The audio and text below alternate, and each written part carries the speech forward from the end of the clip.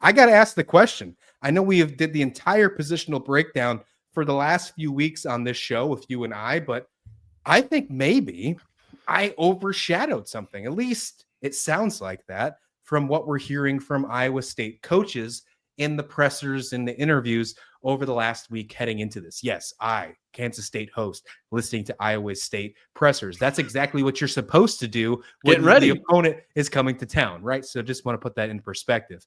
I'm hearing a lot of buzz about the wide receiver group, Nick. I am absolutely hearing it. And obviously that is a biggest question mark that I have of what the Cyclones are going to be heading into this new year, because 167 receptions are no longer there with 2 wide receivers. Now you bring in some transfers, you bring in some new guys. There's a lot of questions if Rocco Beck is the guy. Is Rocco Beck the guy, or was he the guy because of the wide receivers? Like, there is that question mark. And I want to know, is it overshadowed? Are we underestimating them? Or is that buzz possibly just a little bit of, dare I say, smoke with Guinness? Oh, I see what you did there. I'm not going to lie to you. This conversation, like, I want to get up and run around this room right behind me. I'm so fired up. Like, football is so close, bro. It's so close, I'm baby. so hyped. I'm so hyped for this game. But to answer your question, are the wide receivers overlooked? Are they, kind of, what was the other one? You kind of just overlooked is the best word. Overlooked, overshadowed, overshadowed, underestimated. Underestimated. Thank you. Underappreciated. I was so locked in on the fact that these wide receivers are probably going to have a combined 3,500 yards this year that I couldn't remember the words. That is the best word for it. Yes, they are absolutely overshadowed. They are being underestimated to the max. And I think that if you were to ask one person on the entire planet that you had to get the same answer from me, it would be Taylor Mauser. Taylor Mauser, the OC for Iowa State, shocked me this week when he said that these wide receivers right now, this might be the best group of wide receivers we've had since he got to Iowa State. Now, he was the OC last year. So with Higgins and Noel on the team, he compared basically that room to this room and said, yeah, this team, I think these guys are better. Whoa. First, like, better? Yeah, he said this is the best wide receiver room since he's been here. I was like, I genuinely paused the video, walked around. I had to clear my head. I'm like, did I hear that correctly? There's no way. And so then I played it back. Sure enough, that's what he said. He's very excited about a lot of these guys.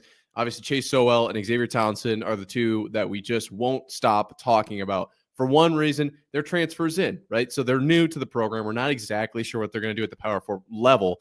But the other, interesting wrinkle is that they're both almost identical in size to Higgins and Noel. Like, they just match in perfectly. And so it became this immediate, are we just going to use them the same way that we did Higgins and Noel? Like, this just seems to be a perfect match. And then it was, no, we are our own people. Like, we're different wide receivers. We're going to play this differently. And Xavier Townsend might be some sort of kind of Swiss Army knife, like all over the field, in the slot, in the backfield, in motion. We're flying him up the seam. Like, we don't know exactly. Is Chase Sowell the big, huge catch radius guy, or is he quick in the slant? Like, we don't know exactly what we're going to get from these guys. So those two have been the most talked about. Then you've also got guys like Brett Eskelson, Eli Green, a couple of other names in that wide receiver room that have been thrown around, but Brett Eskelson is by far number 3 as far as times mentioned. Just from what I'm hearing, these guys are ready. And Taylor Mauser said that these guys don't look new, especially Chase and X. These guys look like they've been in the program for years. They know the offense well. They're first in, last out, getting extra reps, spending extra time with coaches, learning not only their possession, but what the entire offense is doing, which I will say, as a side note, sounds like every single position is doing that, which is only a good thing for Iowa State. I am so excited to watch the Cyclones team run around and throw the football, because genuinely, I don't know if anyone's going to be able to stop them based on what I'm hearing from Mauser. Well, you gotta still have some concern, right? I mean, 167 receptions. That's 2,300 yards. That's a lot, man. That's really a lot. So obviously you're getting some buzz, you're getting some hype here, and I'm still buying into it, bro. Hey, I'm still hesitant to think that there's a little bit of smoke here. I'm wondering if it's a little bit of green smoke because of Dublin. I'm not sure. And it's I don't know if it's red smoke, black smoke. I don't know. You guys choose you got a lot of colors, right? At least you choose to have a lot of colors.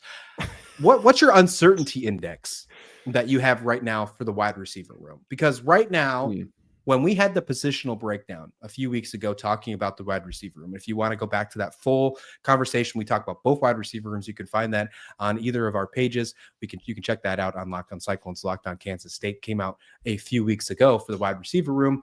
I was a little bit more concerned about those wide receivers, and you gave me a little bit of like feel good, right? To say like, hey, these wide receivers are going to be better. They're going to be okay. But now we're getting a lot more buzz. I would think that uncertainty's got a little better. So if you had the 10 scale it right now on an uncertainty index, where would you be right now for that wide receiver room heading into Dublin before you get to see them have one actual snap of football? Yeah, I think let's just act under the assumption that 10 would be like the most concerned, just to put a number to it. Yeah. 1 being least concerned, 10 being like this is out of control and we need to go rush the Houston Texans and put bags over the heads of Noel and bring them back and Higgins and put them in uniforms. Like that would be 10. Oh, can we do that anyway? I just think that'd be awesome to have him back on the team. No, I think probably I'm going to put me on the spot here. Let's say about you just put yourself on a spot. Said kidnapping is awesome, but continue. No, Noel is awesome. We obviously want him to be where he wants to be. We know he loves names. I'm going to put this at probably I feel like 4 is the right number. And that's just the number that's popping in my head. And also, like, just for some reference, I think that 4 is probably the most out of the entire offense. So if you were to ask me concern about the passing game, it'd be like a 2. I'm not concerned. Rocco got better. The line got better, in my opinion. The tight ends got significantly better. I think we're going to be able to pass out of the backfield very well. Not concerned about the passing game as a whole. I'm not concerned about the quarterback. I'm not concerned about the tight ends. I'm not concerned about the line. I'm not concerned about I'm not even that concerned about the wide receivers. It's just that probably the most. Same thing as what I was talking about with the secondary, which apparently isn't the case. But you're going to have to go listen to Locked On Cyclones if you want a further deep dive on that. I think the wide receivers are probably just the most concerning because they're the least proven. And that doesn't mean that they can't do it. Everything I've heard is good. So I'm not going to put it over a 5, right? Like I think it's just probably the most out of the entire offense. Okay. All right. I will say this to add on to it and add a little Kansas State to this subject here. We're talking wide receivers.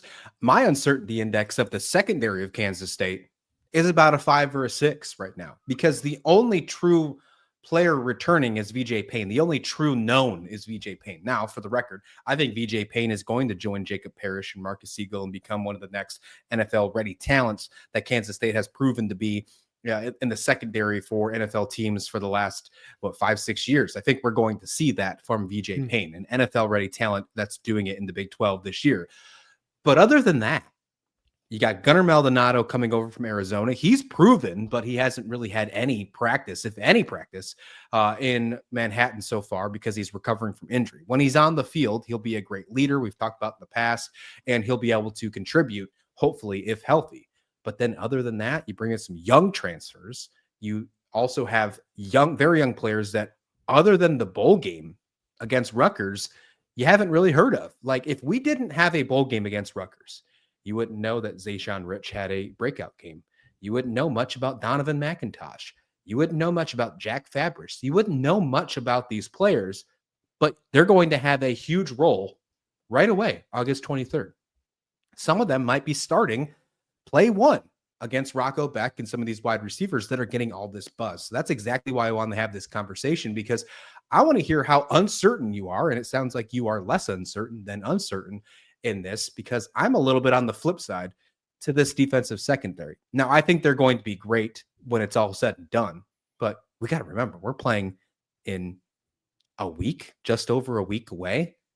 I think that's the thing in the college football season. That's insane. That's the thing. Yeah, is it's like these are two very, very high caliber teams. Iowa State and Kansas State. I think we could both agree on that. But the thing is, this is not week 4. This is not week 10. This is not week 14. Like, this is go time in a week. And I was just outside sweating in August heat, in the humidity. Like, I know it's not here, but my point being, it's not cold. Like, I was at the Farmageddon game last year. I was wearing a winter coat and like 3 pairs of pants. This is a totally different time of year. You haven't had all season to look at tape. You haven't had all season to find out what your offense can do. I can't tell you how many times I've heard from coaches from Iowa State, we don't know what this team's going to be until like 4 games or 5 games into the season. Like, we just don't know. And that's totally normal for a coach to say. but that just means we don't have our identities at this point in the year. It's a very intriguing game. Shout out to the Weather Channel right now. 10-day report. August 23rd in Dublin, Ireland right now. 66 degrees for a high. 55 degrees is a low. Partly cloudy. 22% chance of rain. Only an 8 mile an hour wind. So it sounds like it's going to be a pretty clear day. Sounds like we're not going to have weather as something to worry about. That Sounds could be like we might another be big good sign. football weather. Sounds like we're getting good football weather to start off the season for a noon Eastern game to start off the college football season. I mean, how excited are you? You already said you want to run through a crying. wall. I'm going to start crying. I'm so excited. Wow. Interesting stuff. Well, hold on to those tears because we got a lot more to talk about on Farmageddon Friday here. And next, I want to discuss the new arms race of college athletics. We're getting multi-million-dollar donations. We're getting uniform changes. So much things are happening to try to manipulate to get more money to teams' rosters. Let's discuss how that can impact both our schools next, right here on this Locked On College crossover, Locked On Cyclones, Locked On Kansas State.